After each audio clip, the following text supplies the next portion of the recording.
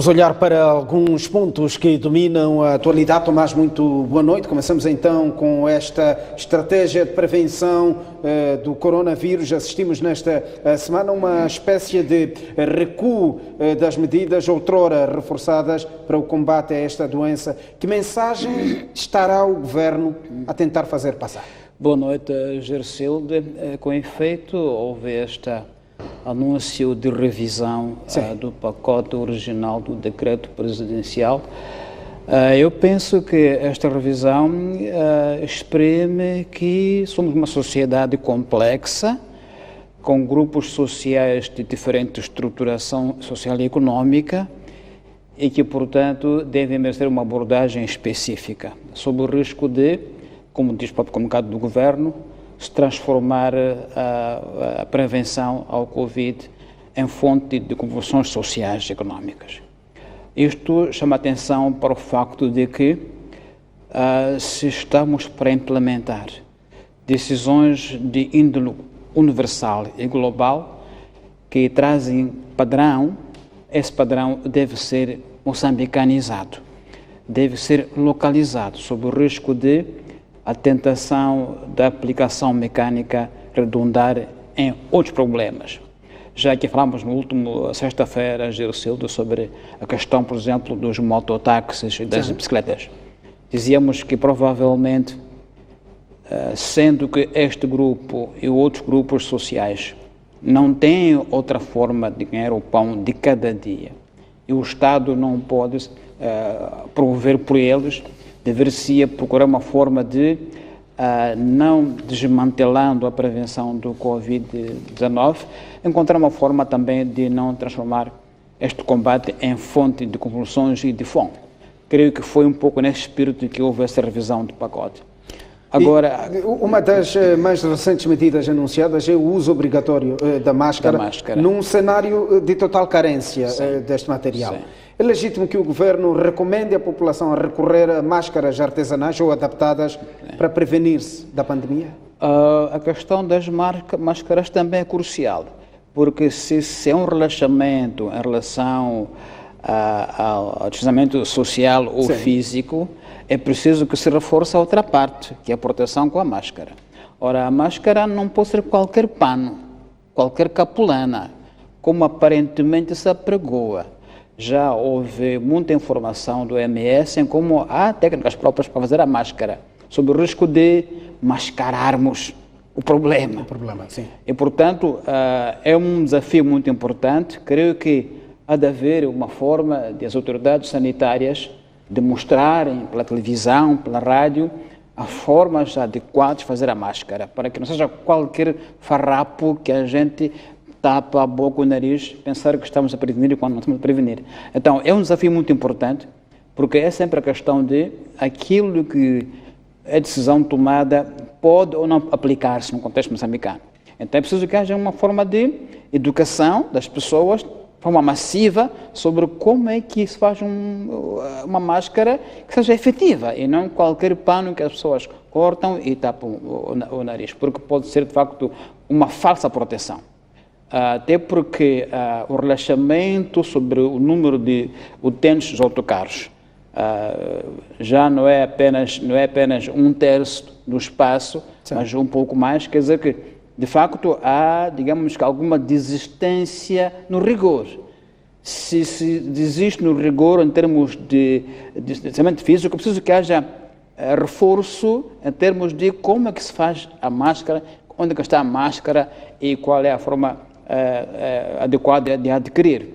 O mesmo se diga, por exemplo, com o relaxamento sobre o número de trabalhadores nas áreas sociais relevantes, não é? Se diz o decreto revisto que é preciso que as entidades que o queiram requeiram a entidade tutelar da área para ver se esta autoriza, eu penso que o mais importante é garantir que quem quer requerer que haja mais pessoas no serviço prove que tem condições adequadas de proteção a essas pessoas. Esta é que é a questão mais importante, que pode protegê-las, que há condições de proteção nas condições em que o número de trabalhadores é, digamos, aumentado contra o decreto inicial. Então, a questão de reforço das alternativas ao que foi relaxado é fundamental, sob o risco de se anular todo o esforço de prevenção. Mesmo sobre este ponto, Tomás, como é que se explica que quando o número de casos era relativamente baixo, o governo tivesse adotado medidas mais radicais, diga-se, e agora com um número de casos em progressão, as medidas sejam mais aliviadas? Eu penso que, temos que reconhecer que, em algum momento, o governo terá reconhecido que não fez um estudo prévio das circunstâncias e condições.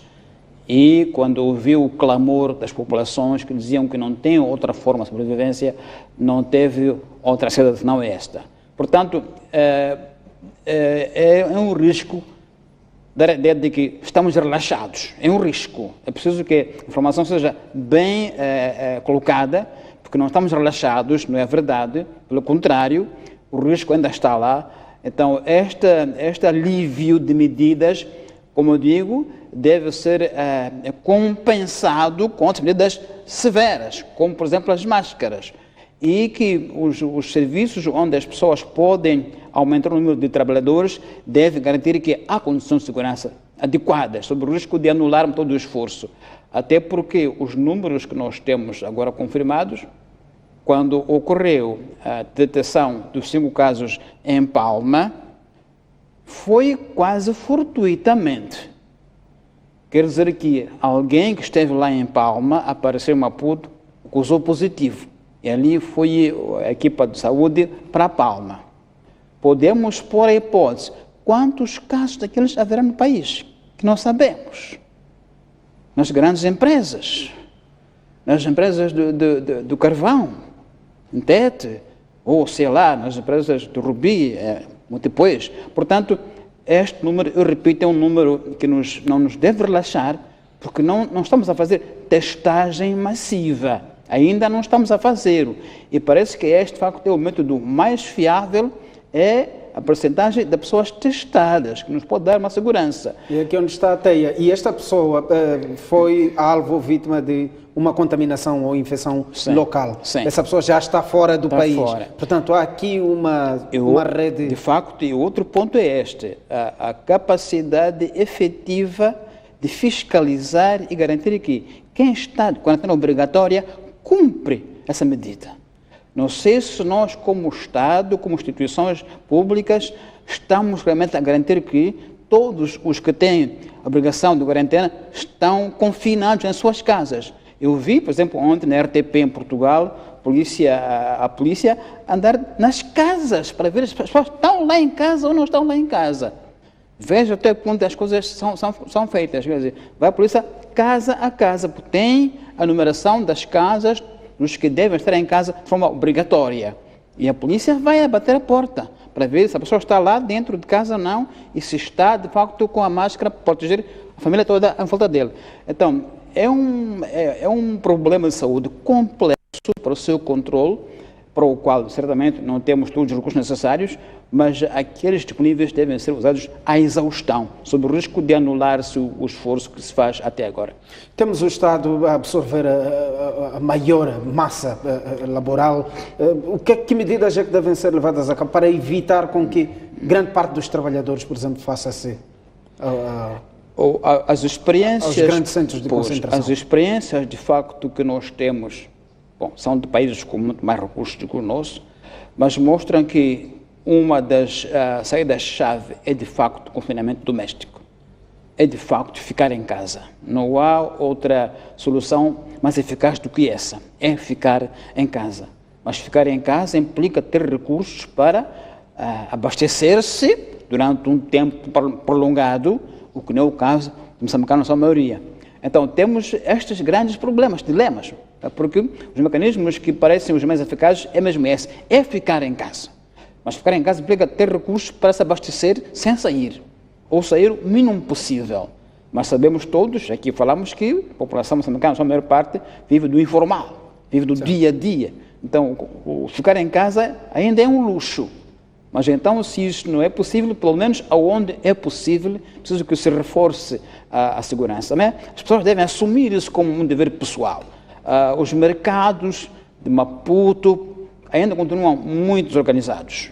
Feminine, Chiquelene, ainda não há ideia de emergência. As pessoas vivem ainda muito apertadas, circulam muito apertadas. Eu acho que é preciso reforçar também nestes locais. Se não é possível fechar, pelo menos que se reforce o distanciamento físico das pessoas, porque nos mercados Maputo ainda não há sentido de urgência e emergência. Ainda as pessoas circulam muito livremente e muito, digamos, relaxadamente. O que acho... Temos setores do Estado ainda a funcionar em pleno, como é o caso de tratamento de documentos como BI e outros. E sabe-se que estes pontos têm registrado grande convergência e as pessoas têm usado os transportes públicos. O que é que deve ser feito para que se evite que as pessoas façam Pois, a medida que se adotou da rotatividade visava isso, sim, diminuir por turno o número de pessoas presentes nos escritórios, nos serviços. Portanto, se cumprir a rotatividade, pode-se diminuir o número de presenças dos funcionários nos serviços públicos. Ao mesmo tempo, como é que se reduz as bichas, quer dizer, as filas? É preciso que haja uma forma de, provavelmente, quando numa fila se chega a um certo número, cortar, venham amanhã. Não podem ficar aqui juntos todo o dia, sob o risco de que se anula o esforço. Portanto, haver um número máximo de pessoas na fila, depois do qual se corta a fila. Não pode vir mais gente. Se não houver isso, repito, podemos estar a fazer um esforço que pode ser nulo, porque tapa-se de um buraco e do outro buraco se abre a entrada do vírus e a sua propagação. Porque, repito, este relaxamento de medidas pelo governo pode dar uma ideia de que estamos bem, estamos tranquilos, quando de facto não é o caso, ainda não é o caso. Tomás, já há casos de sucesso em locais como Macau e Portugal. Sim. Que experiências pode Moçambique ter destes exemplos? De facto, Portugal foi elogiado esta semana por grandes jornais mundiais como o New York Times, mesmo alguns centros de pesquisa internacional, dizem que Portugal é um caso a ser admirado. Essa é a expressão, porque conseguiu conter o surto, ao contrário do país vizinho, Espanha, com quem partilha uma mesma fronteira. E aquilo que dizem os jornalistas é que Portugal teve duas situações muito importantes. Toda a estrutura do Estado, incluindo a oposição, esteve unida. Não houve debates políticos em torno disso. A oposição uniu-se ao governo, disseram, esta é uma frente comum de Portugal, não do PS ou PSD. Segundo ponto, houve acatamento estrito às ordens públicas, ficar em casa. Isto foi acatado em alta percentagem. Isso ajudou muito as autoridades a controlar a pandemia, porque de facto as pessoas sentiram que este assunto não é do governo, é nosso, é meu, é pessoal. Ou eu fico em casa, ou me arrisco e arrisco os meus. Então, o ponto aqui, no caso também do Macau, foi esse. Um espírito de cidadania muito forte, assumir que este caso não é o caso do governo, não é o caso do Estado, é um caso dos moçambicanos que devem sozinhos sair de casa quando necessário e pôr a máscara, sem entender que espera a polícia fazê-lo, todos iremos falhar. Aliás, a polícia interveio, bom, quero dizer isso, interveio em alguns casos em Nampula e Quilimane, mas interveio de forma muito cuidada. Eu quero elogiar a polícia por isso, não teve excessos, recolheu, quando foi necessário, motorizadas e bicicletas, mas sem violência. Isto é muito bom. É também um sinal de que a polícia está a educar, sem violência, sem uso excessivo de força. Agora, é preciso que os cidadãos percebam também esse esforço da polícia e colaborem. Não esperar que, quando Maputo decretou-se o estado de emergência, foi vergonhoso que as barracas continuassem abertas. E lá estavam pessoas escolarizadas nas barracas, durante tempos seguidos. Ora, isto não pode ser um trabalho do governo, é um trabalho individual de cada um de nós. Assumir que não posso ficar aqui esperar que a polícia feche a barraca. Porque o Conselho de Maputo é uma vergonha, quer dizer, uma cidade de Maputo, barracas em várias partes da cidade, foi preciso ir lá a polícia mandar fechar 2, 3 dias seguidos ao estado de emergência. Então, eu acho que é por aí que nós podemos falhar se não houver a assunção cidadã deste processo. Vamos olhar para o próximo ponto, ataques em Cabo Delgado. Esta semana Muidumbe foi assaltado, os atacantes ganham terreno naquela província. Mas as soluções imediatas para este cenário de insurgência em Cabo Delgado? Esta é uma questão realmente cada vez mais crítica e se falamos de propagação do Covid, não será possível ter sucesso com populações em debandada de um lado para o outro. É uma forma muito fácil e complicada de propagar o Covid quando, pelos ataques, populações se deslocam de um lado para o outro. A situação em Cabo Delgado continua, de facto, muito periclitante. E eu queria repetir o que eu já disse. Penso que há um clamor do cidadão e do povo para que haja uma informação do Estado, uma leitura oficial do nosso Estado sobre o que se passa em Cabo Delgado. Uma leitura que nos dê a todos uma compreensão partilhada do fenómeno e mobilize solidariedade nacional para Cabo Delgado. Isso só é possível resolver uma interpretação oficial pública que nos dê uma leitura, repito, partilhada, oficial do fenómeno, sob o risco de que Cabo Delgado fica uma espécie de um país à parte. O nosso Estado tem, quanto a mim, lidado com muita preocupação e muita eficiência com o caso do coronavírus. Acho que o Cabo Delgado merece a mesma atenção, em termos de que é preciso a população sentir que a solidariedade nacional, que todo Moçambique está em Cabo Delgado, compreende o que se passa, está junto, e não sentirem-se como que sós e ignorados. Penso que penso mesmo que é uma déficit informativo que deve ser colmatado uma vez por todas. Falando em informação, esta semana um jornalista da Rádio Comunitária de Palma foi raptado e até agora está em parte incerta. Seria, lógico, redundante perguntar se este é um sinal claro de assalto à liberdade de imprensa e de expressão, mas o que é que estará por detrás deste ato? Na verdade, não é o primeiro caso, não sei se podemos dizer que foi raptado por liberdade de imprensa ou não, mas ele era um repórter da Rádio Comunitária de Palma, também era nosso colaborador, nossa organização Secalican, nosso correspondente local. Portanto, é um jovem que desapareceu sem deixar rastros em Palma. E poucos tempos antes, um outro correspondente nosso do CTV foi também raptado em Palma e foi levado até o Samba da Praia, aonde morreu quando houve este ataque militar. Portanto, está havendo provavelmente ataques seletivos ou raptos seletivos, não se sabe de quem, mas cria-se de facto uma situação de muita insegurança.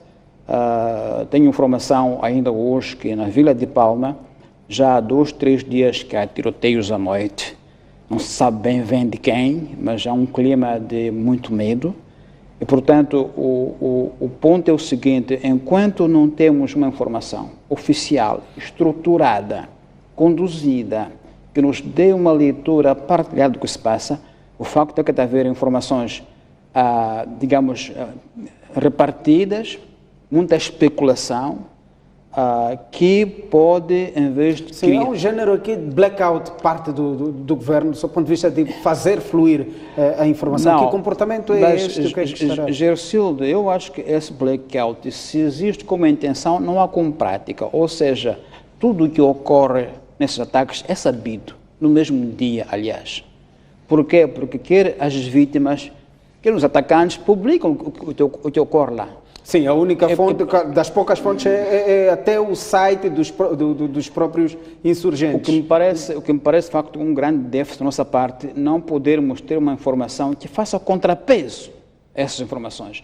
Estes grupos islamitas usam muito redes sociais, sim, usam muito meios digitais. Já o fizeram quando foi da guerra lá no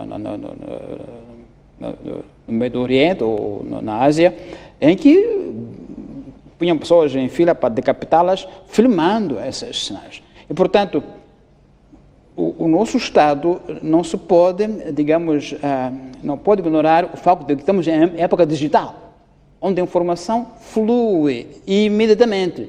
E, portanto, ou nós temos uma estratégia de comunicação que possa contrariar essa avalanche, ou vinca esta informação.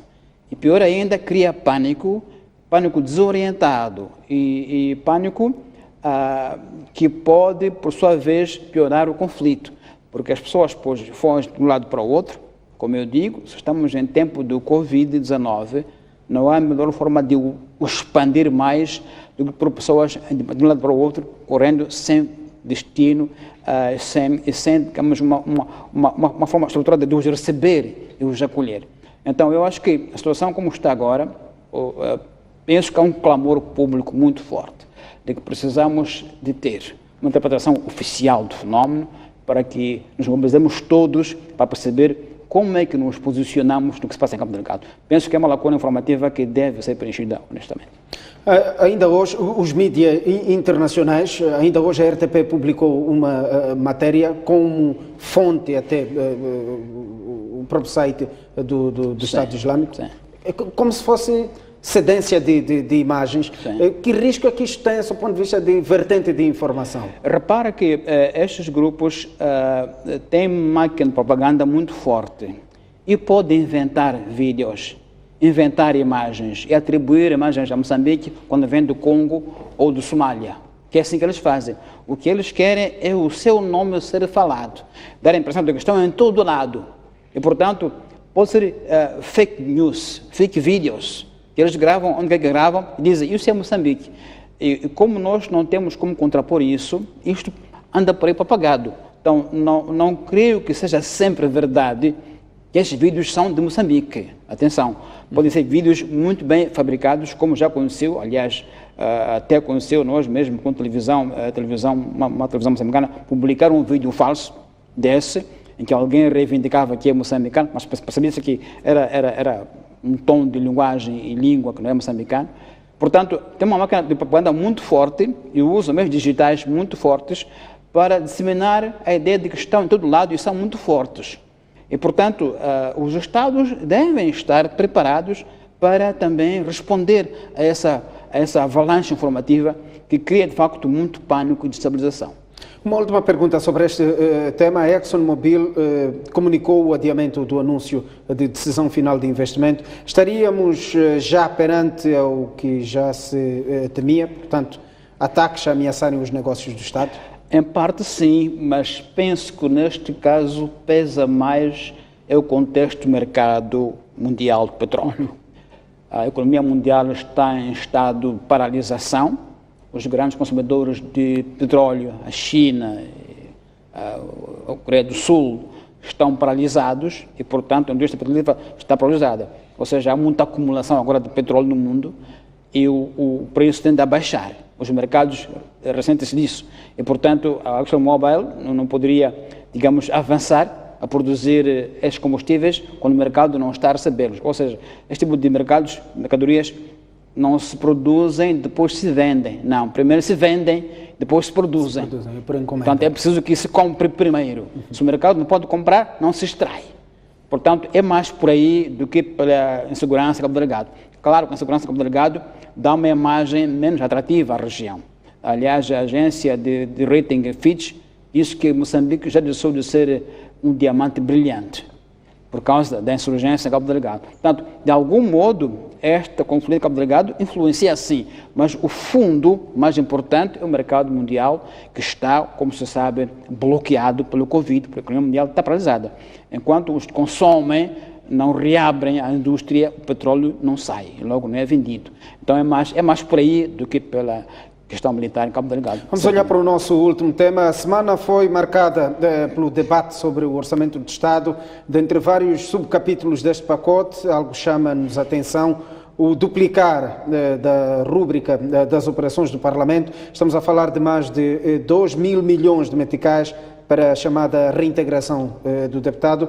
Há quem diga que seria imoral subsidiar a reintegração de um deputado. Concorda? Gersilde, esta é uma questão realmente, para mim, sempre foi chocante.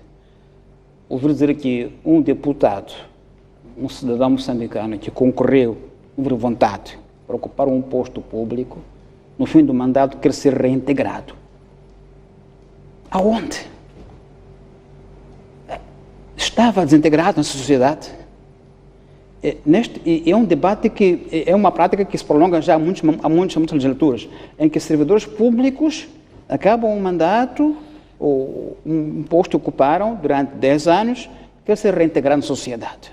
Como se fosse alguém que esteve na tropa, que perdeu uma oportunidade, que está desfasado, que deve ser compensado pela sociedade, deve ser compensado. E neste caso concreto, destes 2,8 mil milhões de meticais operacionais do Parlamento, quase metade vai para essa rubrica de população ser reintegrado.